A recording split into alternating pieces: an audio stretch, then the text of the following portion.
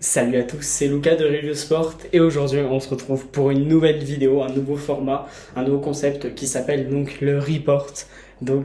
C'est un format où chaque semaine nous allons faire une vidéo où il va y avoir un peu la review de toute la semaine dans le monde du sport, en particulier le monde du sport français, mais bon, pour les championnats par exemple dans le football, pour les championnats anglais, allemand, on va quand même faire quelques petites interventions là-dessus. Et donc on va pouvoir commencer avec ce report numéro 1 avec le football.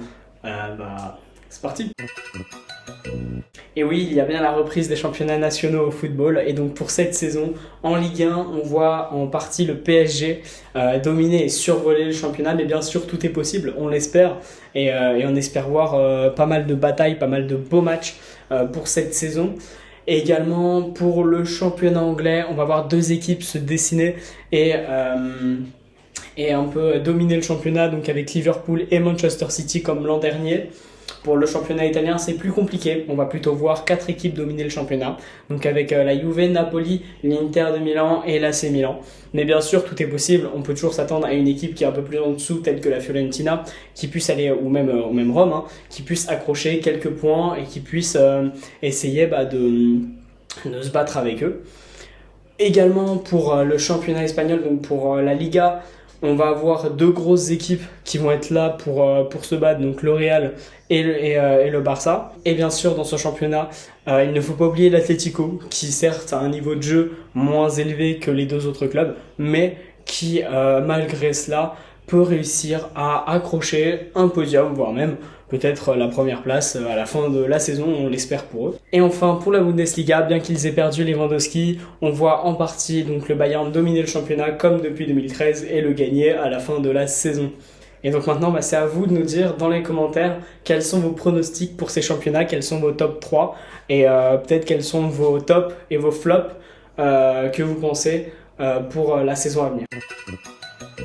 Et donc maintenant on va passer au rugby avec le début du rugby championship avec l'Afrique du Sud qui joue contre la Nouvelle-Zélande et l'Argentine qui va jouer contre l'Australie pour cette première journée. Je vous conseille fortement de voir ces matchs car c'est du beau rugby à voir et c'est toujours des matchs qui sont assez sympas à regarder, que ce soit pour des personnes qui n'y connaissent rien au rugby ou même pour des fans de rugby. Et pour ce qui est du championnat français du top 14, les entraînements de chaque équipe continuent, ils reprennent de plus en plus dans ce mois d'août.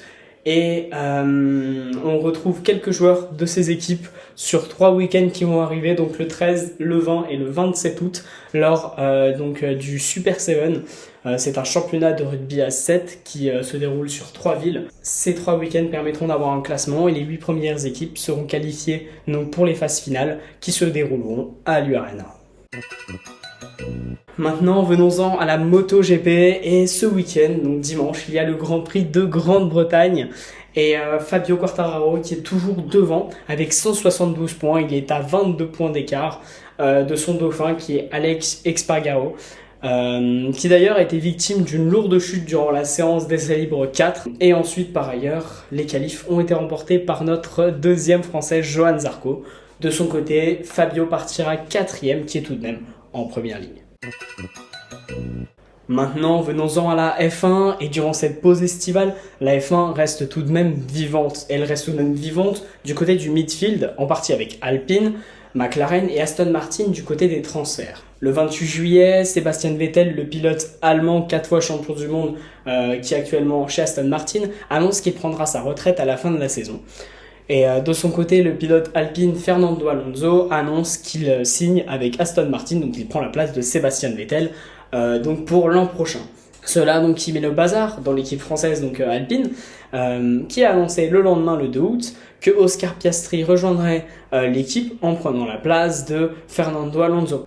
Mais le problème, c'est que Oscar Piastri dément cette annonce et dit qu'il ne roulera pas pour Alpine en 2023. À partir de ce moment-là, tout ce qui est dit peut être rumeur, mais ce qui est le plus probable, c'est de voir Piastri aller chez McLaren en prenant la place de Ricciardo, et Ricciardo retournerait sûrement dans son ancienne équipe qui était Renault, qui est devenue Alpine par la suite.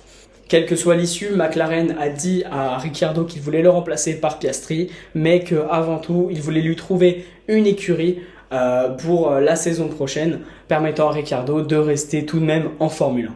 Et pour ce qui est du bas de la grille, Williams a bien confirmé que Alexander Albon restera la saison prochaine encore une fois.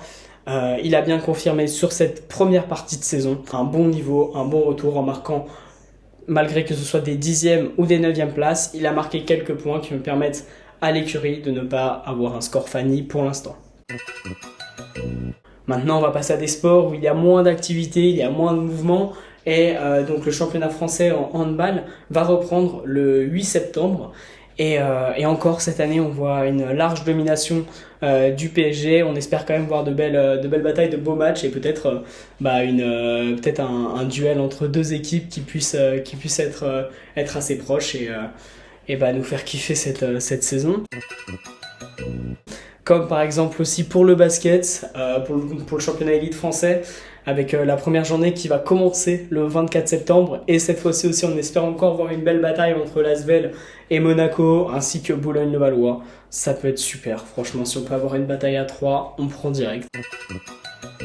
Et enfin, on n'oublie pas l'athlétisme avec le championnat d'Europe qui va avoir lieu à Munich, donc du 15 au 21 août. On n'oublie pas de les supporter, c'est super important pour eux après les championnats du monde qui ont été compliqué pour nos athlètes français avec qu'une seule médaille d'or et qu'une seule médaille d'ailleurs récoltée par Kevin Mayer au décathlon.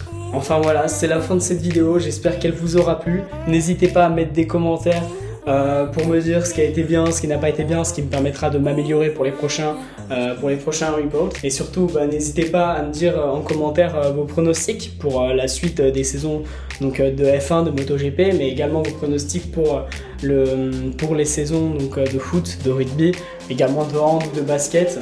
Je les lirai avec plaisir. Enfin voilà, j'espère que la vidéo vous aura plu. N'hésitez pas à vous abonner, à liker et enfin à partager la vidéo.